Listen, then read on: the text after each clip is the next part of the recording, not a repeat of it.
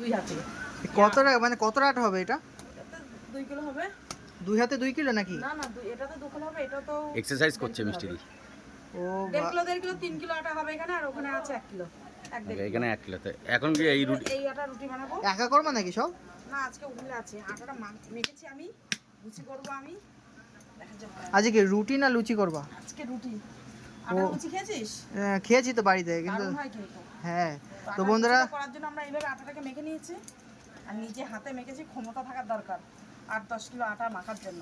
ও কোনো অনেকে ভাবে কালিদি যে হোটেলে দেখো, কোনো ম্যাশিং ইউজ হয় না তাই তো? না, অনেকে ভাবে যে আটা মাখতে পারে না। আমার জায়গু থাকলে আটাটা আমার জায়গু মেখে দেয়, আমরা রুটিটা করি। দেখো আটা বা 7-8 কিলো আটা মেখে গুছি করে রুটি বানাতে একটু কষ্ট হয়ে যায়, তো আটাটা আমার জায়গু বেশিরভাগ মেখে দেয়, আমরা গুছি মানে রুটিটা বানাই। তো যেহেতু জায়গু নেই বলে যে আটা রুটি হবে এরকম তো ব্যাপার না।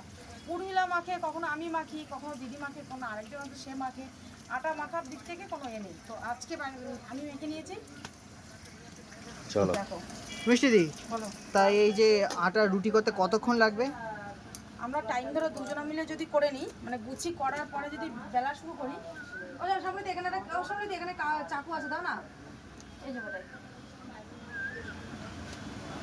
এই ব্যাগের পাশে পড়ে গেছে নাকি, দেখো নিচে।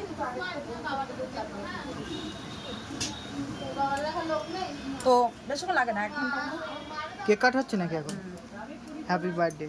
দেখো বন্ধুরা, তো শুনতে পেলে মিষ্টিদের কাছে যে এই এতগুলো আটার রুটি করতে বেশিক্ষণ লাগবে না যদি তারা একসাথে মিলে করে। তো যদি দুজনে মিলে করলে 1-1.5 ঘন্টা লাগবে, তাও লাগবে না। আর এটা কি নিয়েছো এটা সাথে? ময়দা। ময়দা দিয়ে করো। তো বন্ধুরা চলো, যদি ভিডিওটি ভালো লাগে অবশ্যই লাইক, কমেন্ট, শেয়ার এবং ফলো করে রাখো। আর ইউটিউব থেকে দেখলে সাবস্ক্রাইব করে রাখো। তো তারপর পরবর্তী ভিডিওতে বাই।